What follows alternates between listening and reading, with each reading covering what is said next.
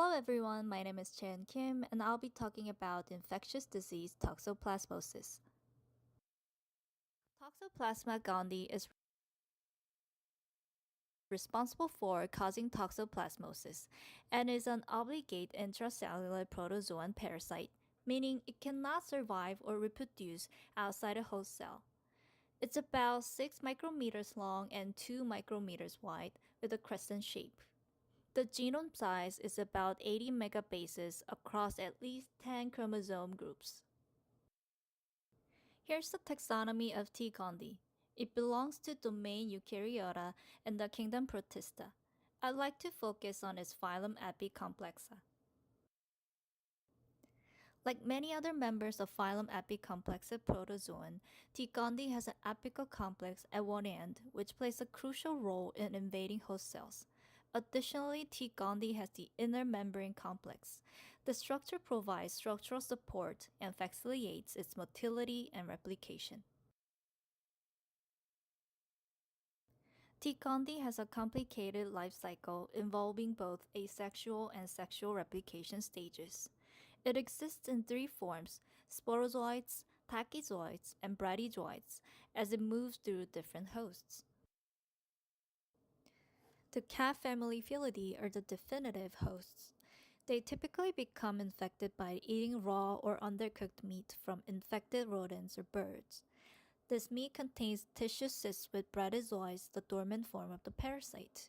Once inside the cat, the bradyzoids are released and undergo asexual reproduction, followed by sexual reproduction in the intestines. During this phase, T. gondii produces millions of oocysts filled with sporozoites. These oocysts then are released into the environment through the cat's feces and can infect humans and other animals to continue the cycle.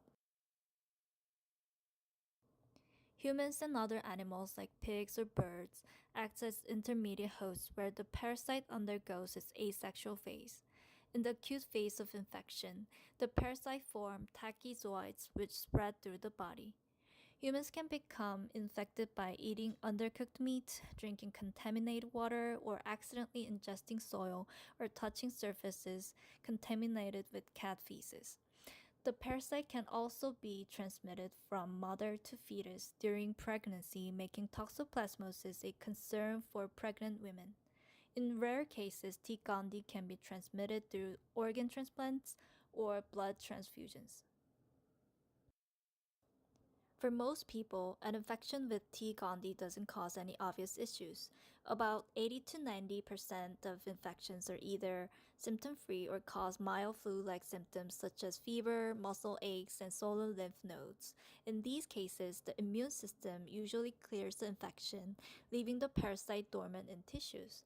However, in immunocompromised individuals, such as those with HIV or in cases of congenital transmission, the infection can cause severe problems like brain inflammation, seizures, or vision loss.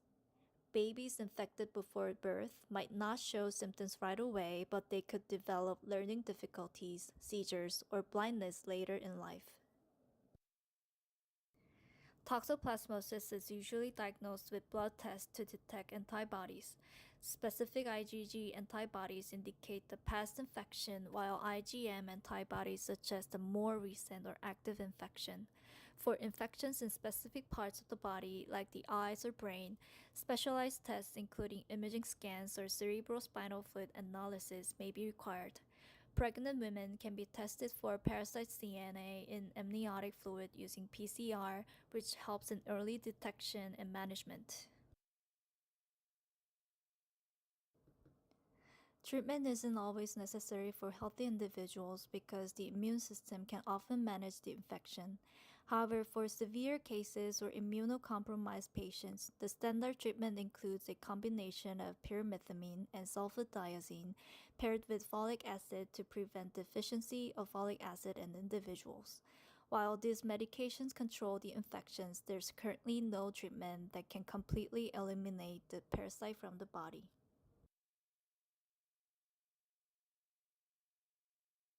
Globally, Toxoplasma gondii is widespread. About one-third of the world's population is estimated to carry the parasite. In the US, approximately 11% of people over the age of 6 are infected. The risk is highest in tropical and developing countries where undercooked meat or untreated water are more common as shown in the list. Preventing toxoplasmosis is quite simple. Food safety practices are essential. Always fully cook meat, wash produce under running water, and avoid consuming raw or unpasteurized dairy products. Hygiene is also crucial. Wash your hands after handling soil or raw meat, and keep kitchen surfaces clean. If you have a cat, change the litter box daily since it becomes infectious in 1 to 5 days, and consider wearing gloves. For those who are pregnant or immunocompromised, it's best to avoid litter box duties if possible. Now, here's the fun but scary fact about Toxoplasma gondii. It's known as a mind-altering parasite. When rats and mice are infected, the parasite can manipulate behavior, reducing their fear of cats to make them easier prey. This clever trick helps the parasite return to its definitive host, cats, for reproduction. Some studies even suggest that T. gondii might subtly influence human behavior, potentially increasing risk-taking tendencies. This is still debated, but it adds an interesting part to the story of this tiny organism.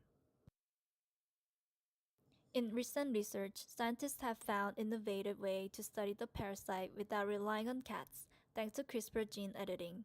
This breakthrough allows researchers to explore its life cycle in a lab setting, reducing the need for animal models. Another exciting development comes from Texas A&M University, where researchers are using 3D printing technology to create customizable medication for pediatric patients with toxoplasmosis. These advances could transform how we study and treat the disease in the future.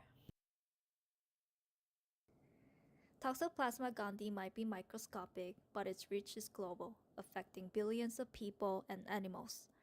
Understanding its biology and life cycle helps us find better ways to prevent and treat toxoplasmosis.